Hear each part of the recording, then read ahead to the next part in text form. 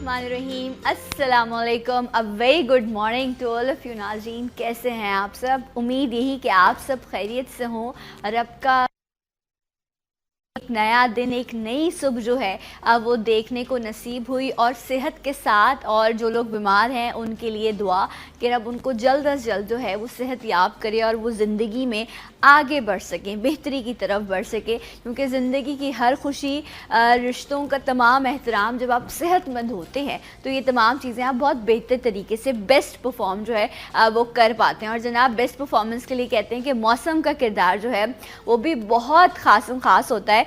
सो कराची में भी जाती जो है वो सर्दी जो है वो एक बार फिर से लौट आई है और काफ़ी अच्छा मौसम रहा। वीकेंड भी बहुत अच्छा गुजारा, लोगों ने बहुत एंजॉय किया। सी व्यू हो या फिर एक एन्जॉयमेंट है हमारी जो सब लोग बहुत एंजॉय कर रहे होते हैं, और वो होता है कि बस आप घर से निकले और कहीं ना कहीं बैठकर जो है वो कुछ खाना पीना एंजॉय करें। सो इस मौसम में वैसे भी यखनी है, मछली है, पाए हैं, मुख्तलिफ़ तरह की चीज़ें हैं और फिर ड्राई फ्रूट्स हैं जो सर्दियों का ख़ास जो है वो तोहफ़ा भी होता है, ख़ास सौगात भी होती है जिससे आप एंजॉय करते हैं। तो कराची वाले तो इस जाती सर्दी को बहुत एंजॉय कर रहे हैं। बाकी भी शहरों का यही हाल है, वो भी बहुत एंजॉय करते हैं, लेकिन हमारे लिए थोड़ा सा मुनफरिद इसलिए था कि बहुत अरसे बाद जो है वो कराची वालों को इतना ज़बरदस्त मौसम और सर्दी जो है वो देखने को मिली जो नॉर्मली हमें पहले नहीं मिलती थी। सो आप सबको बहुत बहुत मुबारक हो। ये जाती सर्दी अच्छे से एंजॉय करें और खाना पीना जो भी मौसम की मुनासिबत है वो बहुत इम्पॉर्टेंट है। जब हम बात करते हैं ना कि जब मौसम तब्दील होता है या जिस तरह उम्र के भी कुछ फेसेस होते हैं जिनसे इंसान गुजर रहा होता है, सो जिस तरह मौसम की कुछ ज़रूरत है कि अगर सर्दी का मौसम है तो आपको थोड़े से जो है वो गर्म कपड़े पहनने हैं, आपका पहनना ओढ़ना तब्दील होता है और इसके साथ साथ आपका खाना पीना तब्दील हो जाता है क्योंकि उस वक्त आपकी ज़रूरत ये होती है।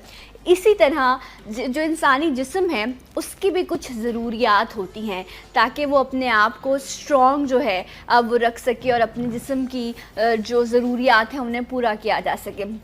सर्दी हो, गर्मी हो, जिस तरह का भी मौसम हो, हमारे पास अल्हम्दुलिल्लाह हर तरह के सीजनल फ्रूट मौजूद होते हैं। हम जिस खत्ते में रहते हैं यहाँ पर हर तरह का मौसम है, हर तरह का फल है, हर चीज़ हमें मिलती है, लेकिन हमारी चॉइस ऑफ फूड जो है वो ठीक नहीं होती। हम चस्के की तरफ ज़्यादा जाते हैं और हम अपनी सेहत को थोड़ा सा पीछे छोड़ देते हैं, जिसकी वजह से मुख्तलिफ़ तरह की प्रॉब्लम जो हैं वो हमें फ़ेस करने को मिलती हैं। जो लोग इस वक्त मुझे देख रहे हैं उसमें बहुत सारे लोग ऐसे होंगे जो कह रहे होंगे, ये कह रही है देखो सर्दी है, सर्दियों में तो मेरी टांगों में दर्द शुरू हो जाता है, मुझे हड्डियों का दर्द होता है, उठना बैठना मुश्किल हो जाता है। मैं तो कहता हूँ जल्दी से ये सर्दी गुजरे और हम नॉर्मल मौसम की तरफ आएँ ताकि जो है वो ज़िंदगी आसान हो सके। तो आज का मेरा प्रोग्राम उन्हीं तमाम लोगों के लिए है जिनको हड्डियों की तकलीफ़ें जो हैं वो बहुत ज़्यादा हैं। गो कि मैंने इस हवाले से बहुत सारे प्रोग्राम किए हैं, लेकिन जब तक आपका ये प्रॉब्लम सॉल्व नहीं होगा मैं मुख्तलिफ़ एक्सपर्ट्स को, डॉक्टर्स को, मुख्तलिफ़ पैथीज़ के लोगों को बुलाती रहूँगी ताकि आप जो है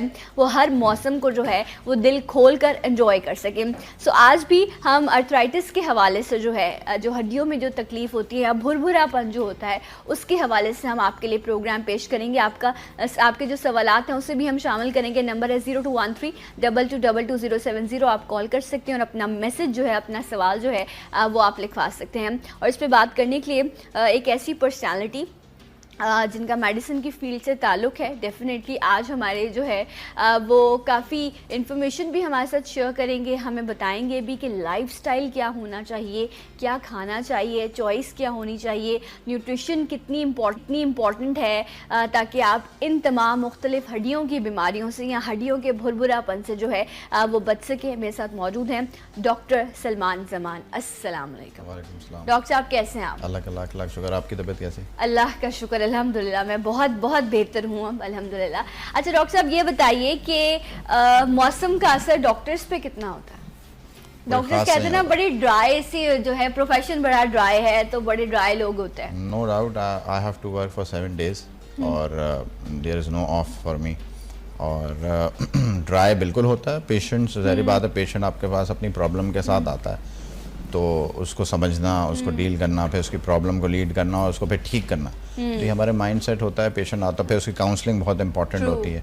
तो वो सारी चीज़ें आपको खुद जब्स करना पड़ती है अपने अंदर, अब्सॉर्ब करना पड़ती है। अच्छा, तो आप लोगों को ये होता है कि आप लोगों को वो पर्सनालिटी अपनी डेवलप कर लेनी होती है पेशेंट के लिए, अदरवाइज वो कहेगा कि ये तो खुद इतनी जो है वो मस्त मौला सी शख्सियत है, तो उन्होंने मुझे क्या जो है वो ट्रीट करना है। बट ऐसा नहीं है, डॉक्टर्स भी एक नॉर्मल इंसान जैसे होते हैं, बट हम उनको बड़ा कुछ प्रीशियस समझ रहे होते हैं। अच्छी भी बात है, no doubt, it's a noble profession. Yes. और मगर डॉक्टर जैसा आपने कहा इंसान होते हैं, हाँ। वो उनकी लाइफ अपनी होती है और वो उनको एंजॉय भी करना चाहिए। अच्छा, तो आप अपनी लाइफ में जब आपको एंजॉय करना होता है या लाइफ में जो जॉय है वो बहुत इंपॉर्टेंट है, सो आप क्या करते हैं? कहीं घूमने चले जाते हैं, या हमारे यहाँ क्या होता है मूवी देख लो, बाहर जाके खाना खा लो। कराची में तो यही एंजॉयमेंट है ना, इस्लामाबाद वाले तो चलो मरी चले गए, आगे पीछे चले गए, हमने खाने पीने जाना होता है। आप क्या करते हैं? मैं ज़्यादातर तो ये मूवीज़ वगैरह और खाना पीना ही है दोस्तों के साथ, मगर उसके अलावा वेकेशनल कहीं बाहर चला जाता हूँ घूमने फिरने, अमेरिका, लंदन, जब भी मुझे होता है एक 10 डेज़ का ऑफ लेता हूँ, बस ये एक मैक्सिमम होता है जहाँ पे मैं जाके एंजॉय करता हूँ, फिर वापस आके काम करता हूँ। अच्छा, ब्रेक लेना अपने काम से, अपनी नॉर्मल रूटीन से किसी भी इंसान के लिए कितना इंपॉर्टेंट होता है? आप महीनों सालों हम काम करते रहते हैं, और हमारे यहाँ पाकिस्तान में ऐसा सिस्टम भी नहीं है कि इदारों की तरफ से भी ये तमाम चीज़ें हों, वरना अगर आप बाहर जाके देखें तो वहाँ जो कॉर्पोरेट सेक्टर्स हैं वहाँ पर ये होता है कि एक टाइम के बाद आप अपने एम्प्लॉय को कहते हैं प्लीज़ जाओ, ताकि वापस आके तुम और अच्छा परफॉर्म कर सको। ब्रेक बड़ा इंपॉर्टेंट है। डॉक्टर साहब ऐसा है? बिल्कुल, नो डाउट। थोड़ी इस पे बात करें, थोड़ा कन्विंस करें लोगों को। पहले तो इंसान को यंगस्टर्स जितने यूथ जो देख रही है आपकी, उनका एक एम होना चाहिए लाइफ में। यंग एज में ही वो अपना एम सेट कर लें ताकि वो फजूलियात चीज़ों की तरफ ना जा सके। जिस इंसान का एम होता है तो बहुत सारी बीमारियों से भी बचा रहता है और बहुत सारी फजूल चीज़ों से भी बचा रहता है। तो हर आदमी को अपना एम सेट रखना चाहिए, उसके बाद काम करना चाहिए। ही और शी शुड वर्क हार्ड, मर्द फीमेल दोनों को करना चाहिए, और ब्रेक ज़रूर लेना चाहिए। इट्स अ नेसेसिटी, ताकि ब्रेन को भी रेस्ट मिले, आप एंजॉय भी करें, क्योंकि एक चीज़ आप करते रहते हैं तो बोर भी हो जाते हैं। That is important. तो break is very important for your health. बाकी सारे आपके काम के लिए भी आप बेहतर परफॉर्म कर सकेंगे। उस ब्रेक से वापस आते हैं तो एक तो आपको बड़ा एहसास भी होता है, आपको आइडिया भी होता है कि जब आप उस जगह नहीं होते तो आप उसको कितना मिस कर रहे होते हैं। नो डाउट, वो चीज़ बहुत इंपॉर्टेंट है। उसके बाद जब आप वापस आते हैं तो वो एक्सपोजर जो होता है वो आपको बहुत फ्रेश करता है। तो लाइफ में थोड़ा सा ब्रेक जो है, चाहे वो 1 दिन 2 दिन का भी हो, आप कहीं भी चले जाएं, ज़रूरी नहीं है कि दूसरे मुल्क आप जाएं। पाकिस्तान में बड़ी अच्छी जगह है, वहाँ आप जा सकते हैं। सो आप थोड़ा सा ब्रेक जो है वो अपने काम से ज़रूर लिया करें, वो चीज़ आपको फ्रेश करती है। ये तो कुछ हेल्दी चिट चैट थी जो डॉक्टर साहब से की, और इसमें भी बड़ी ख़ास राज थे अगर आप इनको समझना चाहें तो। जो आज का प्रोग्राम है बेसिकली वो है आर्थराइटिस के हवाले से। एक ऐसा प्रॉब्लम है जो हड्डियों का मसला होता है, और इसमें लोग मुब्तला हो जाते हैं, और उसके बाद उनको लगता है डॉक्टर साहब ये कि अब ये उम्र के साथ जिस तरह शुगर है, ब्लड प्रेशर है, इस तकलीफ़ को भी हमने बर्दाश्त करना है, और ब्लड प्रेशर और शुगर के साथ साथ एक नई मेडिसिन जो है वो आपके जो मेडिसिन बॉक्स में ऐड हो जाती है। ये आर्थराइटिस है क्या, क्यों होता है, ये बताइए। देखिए, आर्थराइटिस जॉइंट्स की सूजन को कहते हैं हमारे, inflammation of the joints. Joints में सूजन आ जाना, और उसकी वजह से हमें पेन वगैरह रहता है, और हम फिर उसमें एज का भी बहुत होता है, ये बच्चों में भी होता है, तो वो अलग टाइप के आर्थराइटिस है, और बड़ों में 40 एंड अबव वालों में होता है, वो अलग टाइप के आर्थराइटिस है। पाकिस्तान में सबसे कॉमन जो है ऑस्टियोआर्थराइटिस है, और रोमेटॉइड, ये 2 हैं मेन। वैसे तो 100-150 किस्म की ऑस्टियोपोरोसिस वो डिफरेंट है, दैट्स अ डिफरेंट थिंग, मगर 100-150 किस्म की आर्थराइटिस हैं दुनिया में इस वक्त। मगर जो सबसे ज़्यादा पाकिस्तान में कॉमन है, क्योंकि अगर हम उस टॉपिक पे चले गए, this program will not end, ये तो 2-4 दिन पे चला जाएगा। तो जो मेनली हम पाकिस्तान में डील कर रहे हैं that is osteoarthritis and rheumatoid arthritis. और ऑस्टियो 40 एंड अबव वालों में होता है, उन्हीं लोगों में होता है जो, जैसे मैंने एक दफ़ा शुगर में जब मैं आपके प्रोग्राम में आया था मैंने ये जिक्र किया था, जो इनएक्टिव रहते हैं, मोटे हो जाते हैं, ओबीज हो जाते हैं, तो उन लोगों को ये लीड करता है। और ये ओवर वेट होने की वजह से होता है, क्योंकि आपकी बॉडी का जो प्रेशर है वो आपके जॉइंट्स ले रहे हो, बेयर कर रहे होते हैं, नी जॉइंट्स हो गए, ये सारी चीज़ों का। तो होता क्या है इसमें कि आप ओबीज हो जाएंगे तो उसके बाद आपको ये बहुत ज़्यादातर ये चीज़ें आपको लीड करती हैं, जिसमें डायबिटीज़ है, आर्थराइटिस है, और अगर आपको इनएक्टिव नहीं रहना चाहिए, एक्सरसाइज ऐड करना चाहिए, सारी चीज़ें, तो आप इन चीज़ों से बचे रहेंगे। अच्छा, तो मतलब जो जॉइंट्स में आपको जो सूजन या तकलीफ हो जाती है उसे आर्थराइटिस कहा जाता है। अब उसमें 2 चीज़ें आती हैं, छोटे जोड़ भी आ जाते हैं, जो आपके छोटे जॉइंट्स हैं। कुछ लोग, आप ख़वातीन को देखें, मर्दों को, उनके उंगलियां जो है वो बहुत ज़्यादा सूजी हुई होती हैं, जॉइंट्स जो हैं उसमें बहुत ज़्यादा पेन हो रहा होता है, और नी जॉइंट्स जॉइंट्स तो एक बहुत ही कॉमन प्रॉब्लम है ना कि इसने तो दर्द करना ही है, इसने तो दुखना ही है, और सर्दी में खास तौर पर। डॉक्टर साहब आपने कहा कि 40 अबव ये एक नॉर्मली एवरेज आप लोग बता रहे हैं, बट ऐसा तो नहीं है। अब तो यंग गर्ल्स, बच्चे, स्कूल की, कॉलेज की लड़कियां हैं, वो कंप्लेंट्स कर रही होती हैं कि ना नी में दर्द है, जॉइंट्स में दर्द है, नीचे झुककर कोई चीज़ उठा नहीं सकते। तो ये तमाम चीज़ें आर्थराइटिस में आती नहीं, ज़रूरी नहीं है। देखिए मैंने आपको पहले बताया कि 2 टाइप्स हैं इसकी जो हम पाकिस्तान में, रोमेटाइड है और एक है ऑस्टियो।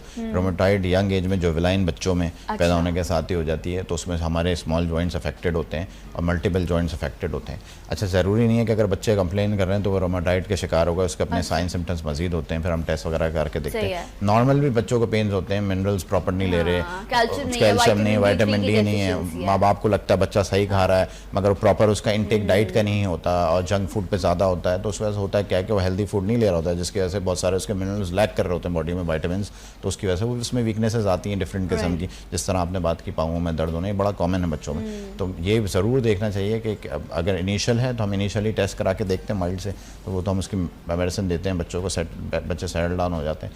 मगर अगर सिवियरिटी होती है, और अच्छा इसमें होता क्या है, रोमेटाइड में गला बहुत ज़्यादा जिन बच्चों का ख़राब रहता है उनमें ये ज़्यादातर डेवलप होती है, या हार्ट की कोई प्रॉब्लम हो, वाल्व की कोई प्रॉब्लम हो, उसकी वजह से भी हो सकती है। तो इन दोनों में डिफरेंस है। Rheumatoid is something else but normal pain is something else. वो नॉर्मल बच्चों में वीकनेस वगैरह की वजह से हो जाती है, मगर रोमेटाइड होगा तो उसकी कंप्लेंट्स डिफरेंट होंगी। अच्छा, तो मतलब आप कह रहे हैं कि अगर तो आपको मोटापा है और आपके छोटे बड़े जोड़ जो हैं वो दुखते हैं, तो फिर आप आर्थराइटिस का शिकार हैं, इसमें फिर आपको इसका ट्रीटमेंट कराना पड़ेगा। अच्छा डॉक्टर साहब, यही 2 कैटेगरीज हैं जिनके लोग आर्थराइटिस में होते हैं, या जो दुबले पतले लोग हैं और उनको भी ये जॉइंट्स का पेन हो सकता है? देखें, बिल्कुल हो सकता है, ज़रूरी नहीं है कि वो ओवरवेट हो। बात यह है कि होता क्या है, आर्थराइटिस में आपके जॉइंट्स के बीच में कार्टिलेज बोन होती है, ठीक है, कनेक्टिव टिश्यू की बनी हुई होती है, और उसमें होता क्या है, किसी भी वजह से उसके बोन्स में, कार्टिलेज में प्रॉब्लम आ जाए, एज पर फ्रैक्चर हो जाए, कोई एक्सीडेंट हो जाए, ट्रॉमा हो जाए, उसके बाद भी ये चीज़ डेवलप हो जाती है, तो उसमें होता यही है कि आपका कार्टिलेज डिस्ट्रॉय होता है, क्योंकि कार्टिलेज का काम होता है 2 बोन्स के बीच में,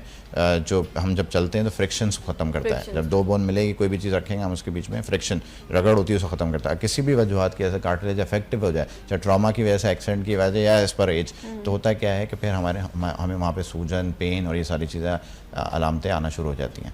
और जो रोमेटाइड होता है, इसमें होता है क्या है, सैनोवियन एक हमारा उसको कवर कर रहा होता है जॉइंट को, वो सैनोवियन जो है वो वहाँ फ्लूइड सिक्रीट करने का काम करता है बिटवीन जॉइंट्स। तो जब वहाँ पे फ्लूइड सिक्रीट होता है तो वो भी जॉइंट्स को बीच में लुब्रिकेट करके रखता है, जिसकी वजह से हमें पेन नहीं होता है। ये रोमेटाइड में होता है कि अगर किसी भी वजह से हमारा इम्यून सिस्टम बॉडी का, हमारा इम्यून सिस्टम हमारी बॉडी के टिश्यू से खिलाफ काम करना शुरू कर दे, तो हमें रोमेटाइड होने का खदशा होता है। वो अफेक्ट करता है, वो जो बैक्टीरियाज होते हैं वो जाके हमारे सैनोवियन को अफेक्ट करते हैं, जिसकी वजह से हमारी ये लुब्रिकेशन खत्म होती है, हमें पेन शुरू हो जाते हैं छोटे बड़े जॉइंट्स में। That is rheumatoid.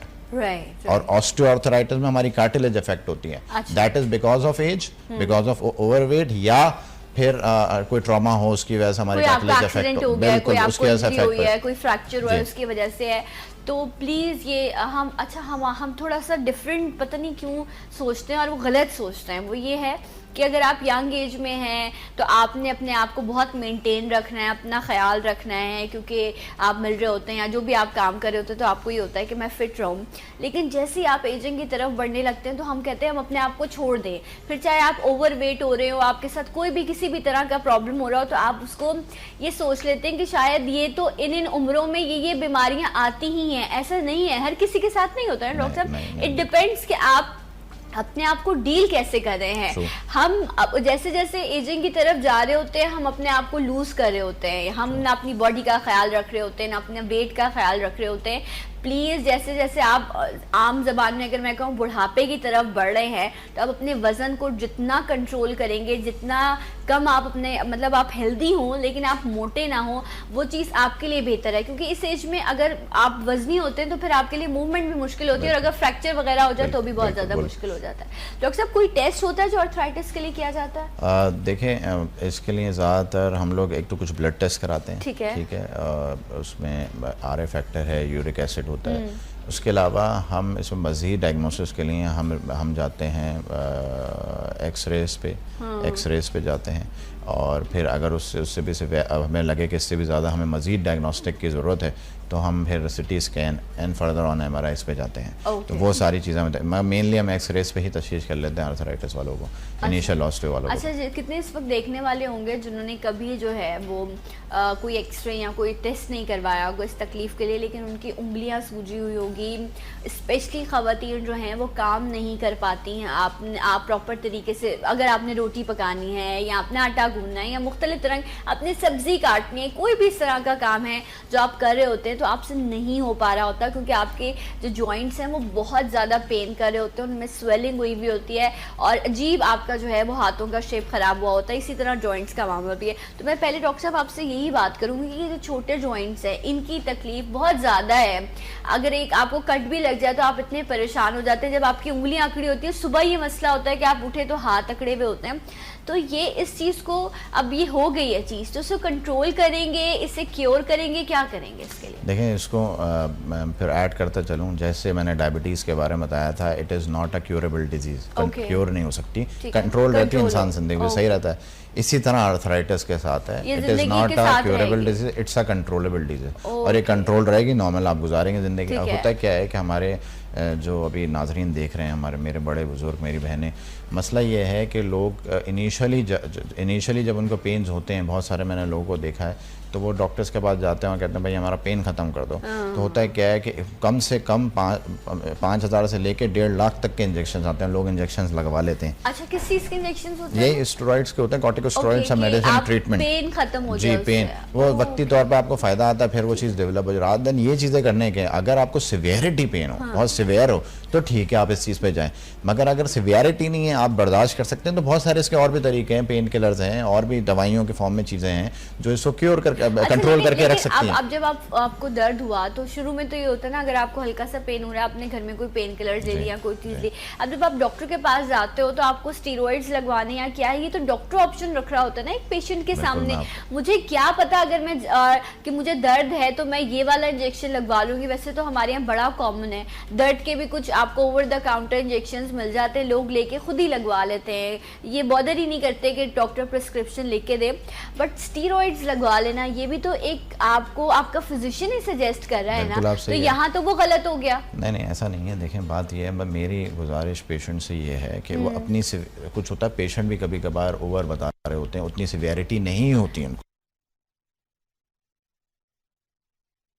Pain killers में खास काम नहीं करते, इसमें एंटी इन्फ्लेमेटरी ड्रग्स आती हैं, वो काम करती हैं। और दूसरी बात ये है कि आपने डॉक्टर को बताएं, मगर इतना अगर सिवियरिटी है तो आप इस लेवल पे जाएं, कहने का मकसद ये, अगर सिवियरिटी नहीं है तो डॉक्टर को ना कहेंगे मुझे जादू करके दर्द खत्म कर दो, दैट इज़ रॉन्ग। और वो तो डॉक्टर का काम है पेशेंट को रिलीफ कराना, वो तो बेचारा वही करेगा, मगर प्रॉब्लम ये है कि पेशेंट्स को भी समझना चाहिए कि ये कंट्रोलेबल चीज़ है, ये माइल्ड पेन किलर से भी ठीक हो सकती है, और इसके और भी बहुत सारे तरीक़ेकार होते हैं, मगर इनिशियल हमें इंजेक्शंस पे नहीं जाना चाहिए। बहुत सीवियर कंडीशन है तो आप ज़रूर जाएं, और जितना आप डॉक्टर को ब्रीफली बताएंगे उस पर इतने एक्शन लेगा। तो मेरी गुजारिश यही है कि लोगों को भी चाहिए कि अपने ही पैसे बचाएं। अच्छा, तो आप कह रहे हैं एंटी इन्फ्लेमेटरी मेडिसिन भी आती है, अगर आपको पेन किलर से फ़र्क नहीं पड़ा तो आप किसी अच्छे डॉक्टर के पास जो हैं वो आप जाइए, वो आपको ऐसी मेडिसिन देगा जिससे आहिस्ता आहिस्ता आपका दर्द भी ख़त्म होगा, और आपकी ये जो सूजन है, मेन प्रॉब्लम सबसे कॉमन चीज़ ये है कि आपके हाथों में अगर दर्द है तो आप अपनी, चले आपने कोई काम और नहीं भी करना तो आप अपने लिए तो आपको हर चीज़ करनी होती है ना, आपके हाथ ही नहीं काम करेंगे तो आप फिर अपनी चीज़ों को जो है वो कैसे मैनेज कर सकेंगे। तो इसलिए पेन रिलीफ करने के लिए हम बहुत शॉर्टकट्स की तरफ जाते हैं, जो डॉक्टर साहब कह रहे हैं कि नुकसानदेह भी हो सकते हैं। डॉक्टर साहब, मुझे ये जानना है कि जो आपने कहा पेन किलर्स लें, आपने कहा एंटी इन्फ्लेमेटरी मेडिसिन आती हैं, वो आप थ्रू आउट द लाइफ आपको इस्तेमाल करनी है, क्योंकि ये चीज़ ख़त्म नहीं हो सकती। कहते हैं कि एक्स्ट्रा डोजेज या ये जो पेन किलर्स होती है, जब आप इनका बहुत ज़्यादा इस्तेमाल करते हैं तो ये आपकी बॉडी पर, आपके माइंड पर अफेक्ट कर रही होती है। हम कहते हैं ना कि नॉर्मली पेन किलर्स कम इस्तेमाल करें, अवॉइड करें जितना हो सके, क्योंकि ये भी रिस्की हैं आपके लिए।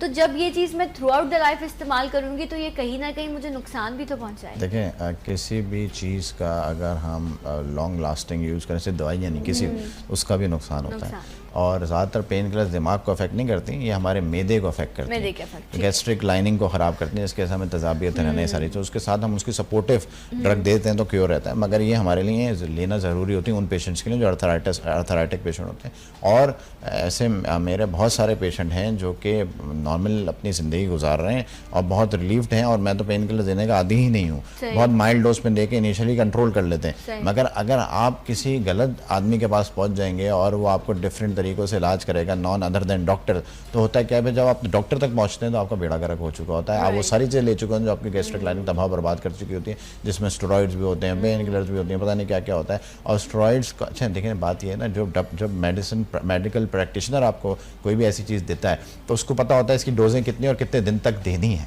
ठीक है, फिर वो डिसकंटिन्यू कराता है, उसको पता होता है फिर कब देनी होगी इसको ना। ये नहीं हो सकता कि you should continue for your life time with steroids. होगा क्या, स्टेरॉइड्स पे मजीद आपकी बोन्स को फ्रेजाइल करेंगे और बिल्कुल ही उसको बर्बाद कर देंगे। ये कुछ अरसे से हम ये लफ्ज़ आ गया है जो मीडिया पे भी बहुत आया कि स्टेरॉइड्स दिए जाते हैं लोगों को, चाहे फिर आप फेस क्रीम्स की बात करें, मेडिसिन के मुख्तलिफ चीज़ों के लिए इसका इस्तेमाल किया जाता है।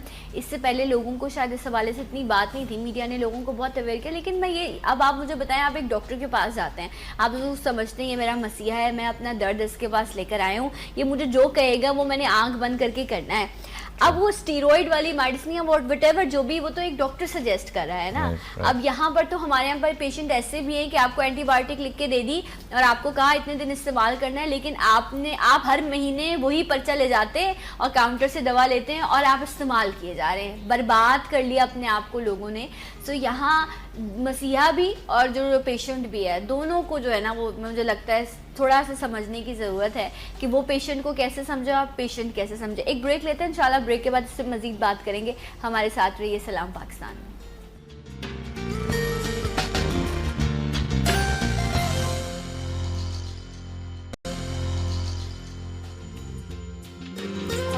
वेलकम बैक, सलाम पाकिस्तान नाज़रीन, आप सबको प्रोग्राम में खुशामदीद कहते हैं। डॉक्टर सलमान जमान हमारे साथ मौजूद हैं और आज जो है वो डॉक्टर साहब से बात कर रहे हैं जो बहुत कॉमन है। आई थिंक हर घर में, अल्लाह करे कि ना हो, अगर नहीं है तो आपके कहीं ना कहीं फैमिली में किसी के साथ ये प्रॉब्लम होगा। घर में कोई ऐसी खातून होती हैं, कोई ऐसे बुज़ुर्ग होते हैं जिनके आप देखें वैसे बॉडी उनकी ठीक है, हाथ उनके बहुत ज़्यादा सूजे हुए हैं, जॉइंट्स पे बहुत ज़्यादा जो है वो सूजन है। सबसे मेन इशू हर शख्स से आता है कि वो नमाज जो है वो प्रॉपर तरीके से जो है वो नमाज को परफॉर्म कर सके, बेहतर तरीके से सजदा कर सके, रुकू कर सके। लेकिन ये तकलीफ़ें ऐसी हैं जिनकी वजह से आपकी इबादत में भी खलल आता है। जो दिल आपका चाहता है कि बस किसी तरह ये तकलीफ़ दूर हो जाए और मैं बेहतर तरीके से जो है मैं ये तमाम चीज़ें जो है उनको पूरा कर सकूं। सो ये जो जॉइंट्स पे आपके स्वेलिंग हो जाती है, ये जो प्रॉब्लम है, इसको आप कैसे रिलीफ दे सकते हैं, इस पर आज हम बात करें डॉक्टर साहब से। डॉक्टर साहब, हर शख्स चाहता है ना कि वो बेहतर तरीके से नमाज परफॉर्म करे, अपने वो जो रब के आगे सजदा करना है, वो जो रुकू है वो बहुत प्रॉपर हो सके। लेकिन ये तकलीफ़ जो है ये इतनी आपको अजियत में रखती है कि आप नमाज भी प्रॉपर नहीं पढ़ पाते, नीचे बैठना मुश्किल हो जाता है। ख़वातीन के साथ ये बहुत ज़्यादा इशू होता है।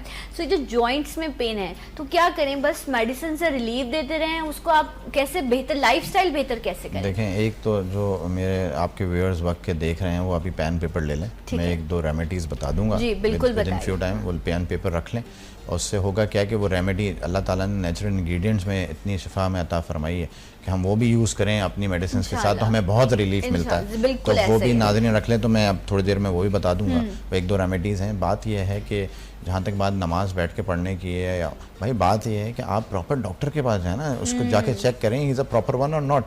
अगर वो प्रॉपर है तो वो आपको बहुत सारे तरीक़ेकार से आपको इस चीज़ से कंट्रोल करेगा। और अब ये कोई बिग डील नहीं है अर्थराइटिस, अब ये तो बहुत पुरानी बात हो गई। मगर आप अपने आप प्रॉपर आदमी के पास नहीं जाते हैं, यू गो टू कोएक्स और समवन, और फिर वो आपको चीज़ें देता है। फॉर एग्जांपल इफ़ ही और शी इज़ गिविंग यू, जैसे हम स्टेरॉइड्स की बात कर रहे थे डिफरेंट फॉर्म में, तो आपको खिलाता रहेगा, उसको यही नहीं पता होगा भाई कितने अरसे खिलानी, क्या खिलानी, क्या नहीं खिलानी। इसलिए कहते हैं प्रॉपर एलोपैथिक प्रॉपर आदमी के पास जाए, उसको ये पता होगा मैं ये चीज़ दे रहा हूँ, मुझे रोकनी कब है, कितने दिन में।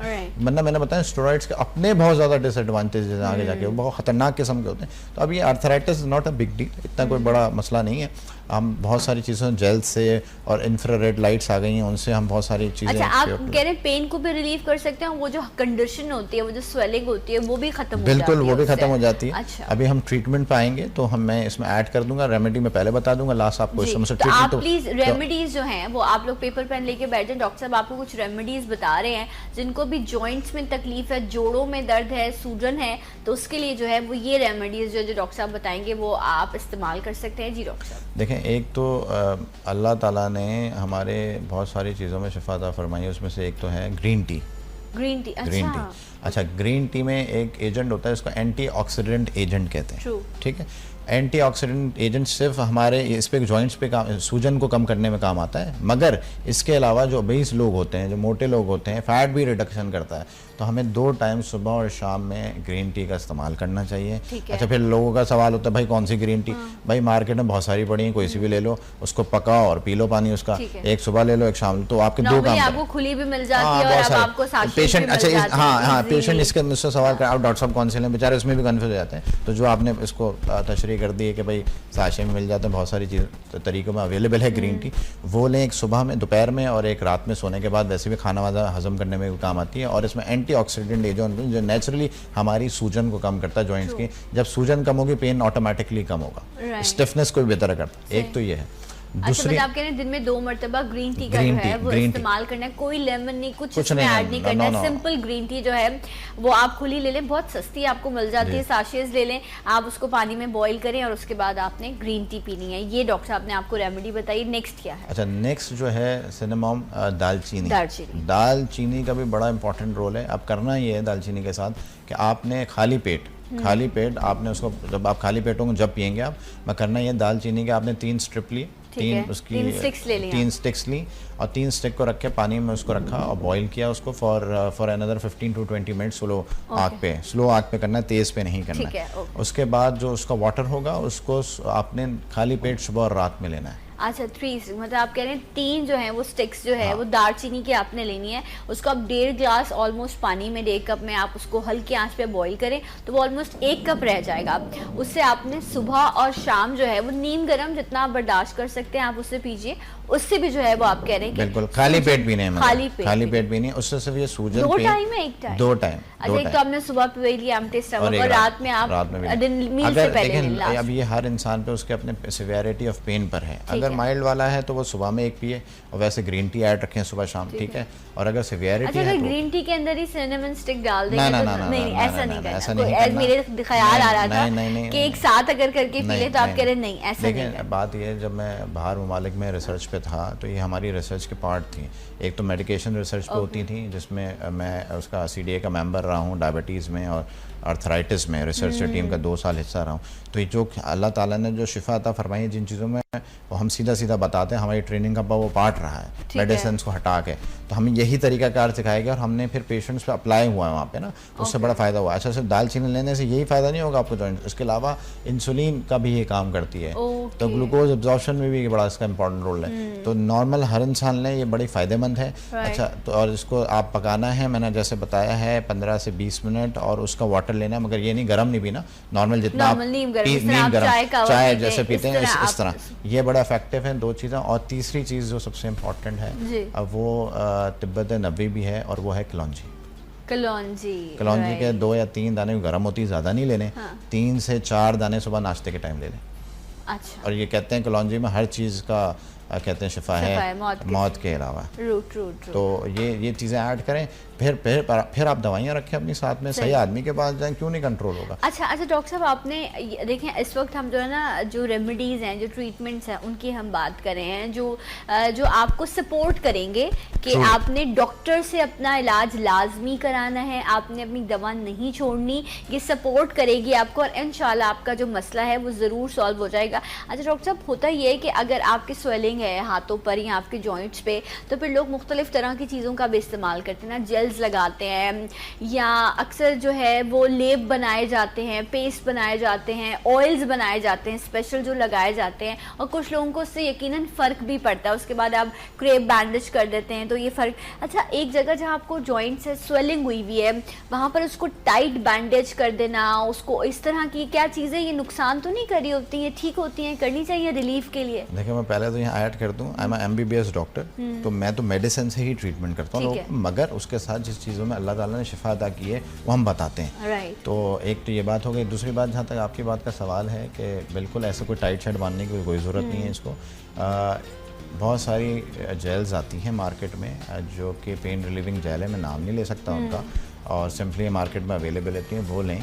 जैसे for example if your knee joints are affected, अगर आपके नी जॉइंट्स में प्रॉब्लम है तो वहाँ आपने सुबह और शाम 15-15 मिनट दोनों नी जॉइंट्स पे लगाना है। और इंफ्रारेड लैम्प्स आते हैं, ठीक है, इंफ्रारेड लैम्प मार्केट में अवेलेबल है, तो उसको थोड़े फासले पे रख के आपने, हाँ, ठीक है, और उसकी रेडिएशंस लेनी होती है नी जॉइंट्स में। ठीक उससे है। क्या होता है कि वो नेचुरली आपकी सूजन को कम रखता है और उसकी वजह से पेन कम अच्छा, होता तो है। पहले कोई जेल अप्लाई करना है? जी, जेल, मगर नाम मैं बता नहीं सकता। अच्छा, ओके, राइट। उसके बाद अच्छा, लेकिन बहुत सारे लोग ऐसे होंगे जो शायद ये दोनों ट्रीटमेंट्स नहीं कर सकते, तो अब मैं आपसे आम जबान में पूछ लेते, लोग सिकाई कर लेते हैं, ठीक है, तो ये आप मुझे बताएंगे क्या ये ऐसा कुछ नहीं है? ये कोल्ड पैक्स करते हैं, हॉट पैक्स हाँ, करते हैं? कोल्ड पैक कर सकते हैं, जो आपको हॉट पैक्स कर सकते हैं वो सही है, मगर ये भी आप ऐड कर सकते हैं अपने ट्रीटमेंट रेजिम में, मगर इंफ्रारेड लैम्प लें, उसको एक फासले पर रखें, करीब नहीं रखना, घुटने से दूर रखना थोड़ा, और जेल लगाएं सुबह 15 मिनट और रात में 15 मिनट दोनों घुटनों पे उसकी रेडिएशन लें, उससे भी सूजन बहुत कम रहती है। अच्छा, वो जेल जो है वो क्या कह के लेना है कि आपने जो सूजन को कम करने के लिए जेल इस्तेमाल होता है, दर्द को खींचने के लिए, इस तरह का कोई जेल होता है? मेडिकेटेड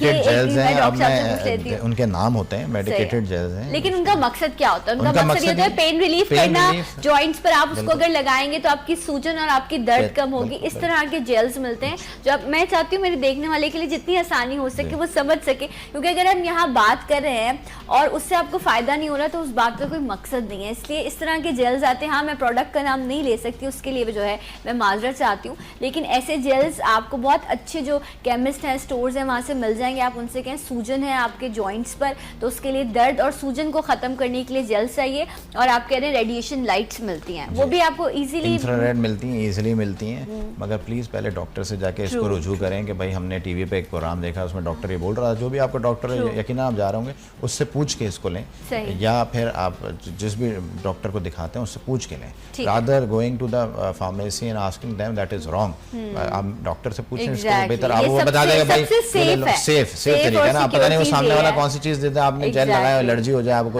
वो फिर एक और पहले आपने लाइट से ज्यादा इफेक्ट हो जाए, बहुत सारी चीजें। तो इसलिए ये एक बात के ऊपर डॉक्टर साहब बिल्कुल ठीक कह रहे हैं कि आपके फिजिशियन के पास जाना जो है वो सबसे इम्पोर्टेंट होता है। अच्छा, ये तो वो थी जो रेमेडीज थी जो नॉर्मली आप अगर करेंगे तो आपको एक सपोर्ट मिल जाएगी, ये बड़ी इफेक्टिव है। हाँ, इफेक्टिव है ये, अगर लेकिन आपको मुस्तकिल मिजाजी के साथ इसको करना है। ऐसा नहीं है 2 दिन आपने ग्रीन टी पी, आपने दालचीनी पी, उसके बाद आपके अब तो कुछ नहीं। और डॉक्टर सलमान ने कहा था, और सना ये लोग ऐसी बातें करते रहते हैं, होता कुछ नहीं है, 2 दिन में यकीन करें कुछ नहीं होगा।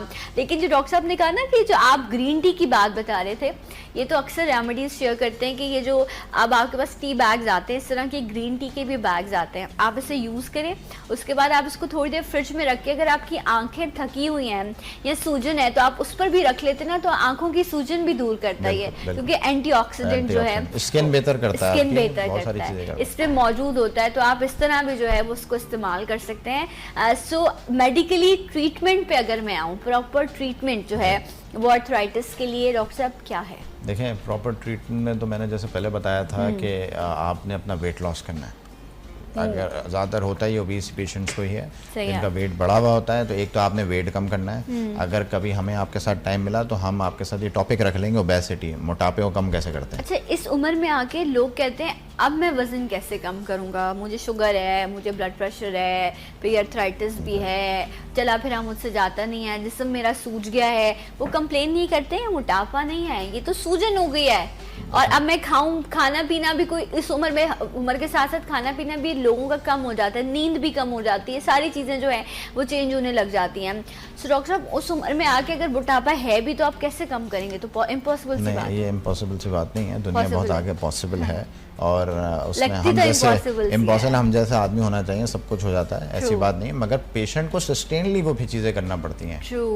जैसे आपको मतलब फिर बहुत डिटर्मिन होकर ये चीज़ें करना पड़ती हैं। होता है कि इस एज में आके लोग डिटर्मिनेशन नहीं शो कर सकते, तो बात यह है कि अगर ओल्ड एज नहीं तो यंग पीपल जो इसमें मुब्तला होते हैं उन्हीं को फ़ायदा हो जाएगा इस चीज़ में। तो ये मोटापे का एक अलग टॉपिक है, ठीक है, इसको अभी हमने डिस्कस किया, बिल्कुल ये तो बहुत फ़ायदेमंद टॉपिक है लोगों के लिए, अवेयरनेस किसी भी उम्र में अगर आपको मोटापा है, इवन मगर आपको उसके लिए बड़ा अपने आप को डिटरमिन करना पड़ेगा। डॉक्टर साहब, एक ब्रेक हम लेते हैं, इंशाल्लाह ब्रेक के बाद आते हैं तो मजीद इस पे बात करेंगे। हमारे साथ रहिए। सलाम Pakistan.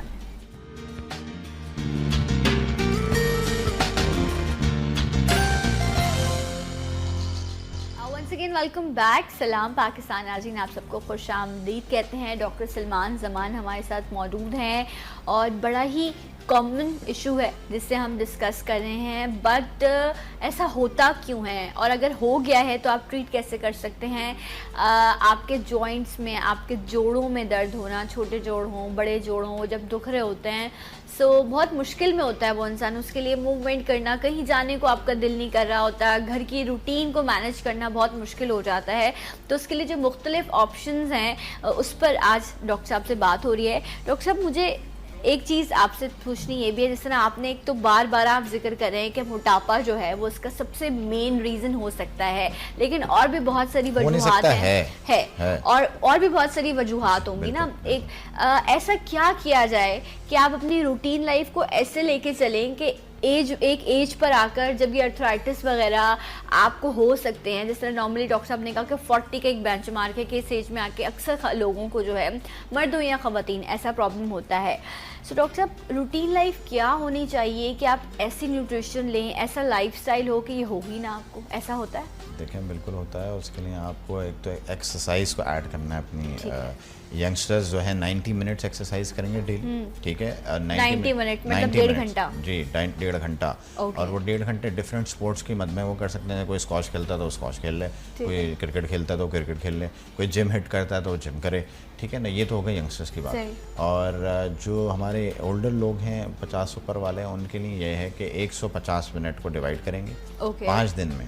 150 minute divide into 5 days, तो ये बनता है 30 से 35 मिनट डेली, ठीक है। 5 दिन उन्होंने वॉक करनी है, ठीक है। और ब्रिस्क वॉक करनी है, तेज़ तेज़ चलना है। और अगर वो जॉगिंग कर सकते हैं तो बड़ी बेहतरीन सी बात है। मगर 5 दिन उन्होंने हफ्ते में करना, और खाली पेट खाना खा के नहीं करना, खाली पेट। Either it can be in morning और it can be in evening, मगर खाली पेट होना चाहिए। क्योंकि अगर आपने खाना खाया हुआ होगा तो वो जो आपकी एक्सरसाइज, हाँ नहीं, वो चलना तो अलग बात है कि वो आपकी जो एक्सरसाइज होगी पहले आपके खाने को हिट करेगी, पहले उसको बर्न करेगी, फिर आपके फैट पर आएगी ना। जब तक आप 30 मिनट में थक चुके होंगे, जब वो आने वाली होगी तो आप चल पड़ेंगे फिर घर की तरफ। ये हमारा प्रॉब्लम है, हम जब निकलते भी ना वॉक पे तो वार्म अप वाली सिचुएशन जब आती है, जैसे ही स्वेटिंग होना शुरू होती है, हम कहते हैं अब हम थक गए, अब हम जा रहे हैं। वो इतना गलत पॉइंट होता है जहाँ से एग्जैक्टली आपका वर्कआउट शुरू होता है, वहाँ पर हम जो है वो छोड़ देते हैं अपने आप को। हमें लगता है कि नहीं बस अब हो गया। तो ये भी बड़ा इंपॉर्टेंट है कि आपने आपकी बॉडी जो है वो कब जाकर रिलैक्स होती है, कब सारी चीज़ें करनी है। डॉक्टर साहब, ये नहीं पता ना, इसलिए तो मसाइल। देखिए, मेडिकल रिसर्च पूरी ना प्रॉपरली, मेडिकल साइंस जो रिसर्च बेस्ड है, हर चीज़ के पीछे उसकी वजह है। तो आप जब भी एक्सरसाइज करेंगे, जैसे मैंने इनको कहा 50 वाले जो है ना अबव, वो 30 से 35 मिनट करेंगे, हफ्ते में 5 दिन करेंगे, 2 दिन रेस्ट करेंगे और खाली पेट करेंगे, ताकि वो डायरेक्ट हमारी एक्सरसाइज जो है हमारे फैट को बर्न करे। खाना खा के करेंगे तो फिर वो खाने को पहले बर्न करेगी, फिर फैट को करेगी। तो आपने एक्सरसाइज जब करनी, जब आप खाली पेट हो, ताकि वो आपके फैट को हिट करे। लोगों के पास जो लोग कहेंगे हम तो मोटे ही नहीं है, तो फिर हमें क्या जरूरत है एक्सरसाइज करने की, फैट ही नहीं है मेरी बॉडी पे, तो मैं क्यों करूं? नहीं, देखें, सिर्फ एक्सरसाइज का मतलब ये नहीं है कि फैट कम करना। एक्सरसाइज आपको स्ट्रेस से भी रिलीव कराती है, टेंशन से भी रिलीव कराती है, और बहुत सारे उसके मोड ऑफ एक्शन रखती है, बिल्कुल एक्टिव रखती है, आपके जॉइंट्स को एक्टिव रखती है। और जो अर्थराइटिस के पेशेंट हैं, इनके लिए एक्सरसाइज करना बहुत ज़रूरी है। दूसरी बात ये, अगर लोग स्विमिंग को ऐड कर लें, वो बेस्ट है हमारे लिए अर्थराइटिस के लिए। अब जो लोग नहीं आते वो जाके सीखें। पाकिस्तान में बहुत सारी जगह ऐसी, कराची शहर में, जो लोग सिखाते हैं प्रॉपर। फीमेल्स के लिए अलग जगह हैं, मेल्स के लिए अलग हैं, तो जाके सीखें। स्विमिंग्स बड़ी इफेक्टिव है, क्योंकि डायरेक्टली आपकी वो जॉइंट्स पे हिट नहीं कर रही होती। क्योंकि आप जब चल रहे होते हैं तो आपके जॉइंट्स अफेक्ट हो रहे होते हैं, वेट बेयर कर रहे होते हैं। स्विमिंग में आपके वेट बेयर नहीं कर रहे होते, आप स्विमिंग कर रहे होते हैं। तो वो आप स्विमिंग ज़रूर सीखें। एक अगर जब आप एज़ पर एज 1 महीने में सीख सकते हैं, कोई इसमें वो कोई नहीं है। और दूसरी बात यह है कि इसमें एंटी इन्फ्लेमेटरी ड्रग्स आती हैं, उसको दिया जाता है, नॉर्मली बहुत आम से मिलती हैं। फिर उसके अलावा जो है ना कॉर्टिकोस्टेरॉइड्स का इस्तेमाल किया जाता है, मगर इंजेक्शन नहीं, टैबलेट फॉर्म में भी होती है। मगर मैं आपके चैनल के ये देखें, ये भी सदका जारिया है जो आप लोग कर रहे हैं, अवेयरनेस दे रहे हैं, इसका सब आपको मिलेगा कहीं ना कहीं। बात यह है कि प्रॉपर डॉक्टर के पास जाएं जो MBBS हो, वो आपको सही लाइन ऑफ एक्शन पे ट्रीट करेगा। उसको ये पता होगा कि कौन सी चीज़ कितने दिन के लिए देनी है, उसकी अगर मैं लंबे अरसे दूंगा उसके क्या साइड इफ़ेक्ट होंगे, ये सारी चीज़ें। अगर आप अदर देन डॉक्टर्स के पास जाते हैं, कोई सा भी MBBS के अलावा, उसको ये नहीं पता होगा मुझे कितने दिन ये देनी है। उसने हमें देख के बनाई होती चीज़ें, फिर वो क्या होता है, लॉन्ग लास्टिंग पेशेंट ले रहा होता है। जब तक वो हमारे पास आता है उसका बहुत बेड़ा गर्क हो चुका होता है। सिर्फ ये नहीं, बहुत सारे, अगर आप लंबे अरसे भी ड्रग्स लें तो आपकी बोन्स को तोड़ फोड़ इग्नोर कर देती है। एग्जैक्टली ये बहुत बड़ा मसला है कि जो भी आप दवा ले रहे हैं वो कहीं ना कहीं आपको जो है वो अगर एक चीज़ ठीक कर रही है तो दूसरी ख़राब करी। मैं कहती हूँ तो वो वाला हाल है, मैकेनिक के पास आप गाड़ी भेज दें वो एक चीज़ ठीक कर देता है और दूसरी कहीं ना कहीं बिगाड़ता है। क्या करें, बॉडी भी तो आपकी मशीनरी है, एक चीज़ ठीक हो रही होती है तो दूसरा कहीं ना कहीं चीज़ जो है वो उसको हिट कर रही होती है। तो आपको बहुत ही आपका लाइन ऑफ एक्शन जो है वो बड़ा कंट्रोल्ड होना चाहिए। बट डॉक्टर साहब एक पेशेंट है जो एक अरसे तक मेडिसिन लेता रहा, उसके बाद आपने कहा जिस तरह अब तो स्टीरॉइड्स इंजेक्शंस भी आते हैं और आपने कहा लाखों रुपए जो है उसके कॉस्ट करते हैं वो लोग लेते होंगे। जब आप तकलीफ में हैं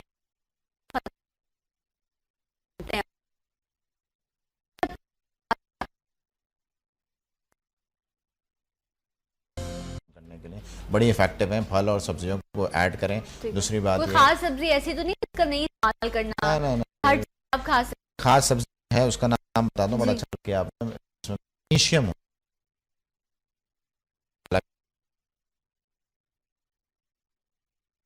कम करके नहीं कि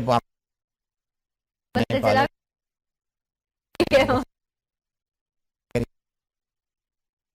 में दो का बहुत बड़ा अच्छे होते हैं जिसमें मैग्नीशियम और मेंथॉल हो।